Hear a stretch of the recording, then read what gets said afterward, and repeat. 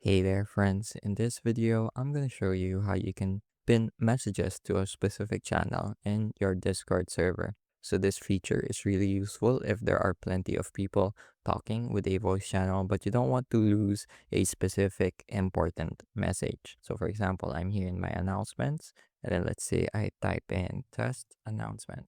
Then to pin this, all I have to do is hover over the message, click on this more button, and as long as I have the proper permissions to do so, I can see this option that says pin message.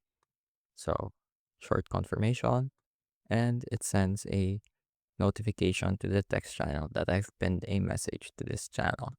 We can find pinned messages by clicking on this button at the top of our text channel screen in the upper right corner, and it shows up here.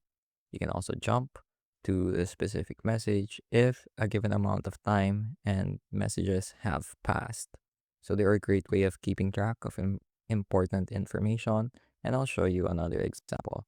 So if I go to a more populated Discord server, here for example, if I go to the pinned messages, I can see, well, a random photo, but I can see any important messages that other members might have pinned.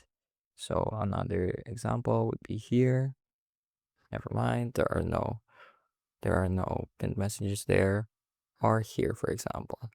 Let's go to general, let's go to pinned, and here you can see a bunch of pinned messages. So they're just a really easy, quick and easy way of keeping track of your messages and making sure that they don't get lost no matter how much time has passed. As always, I hope I was able to teach you something new and something useful, and thank you for watching.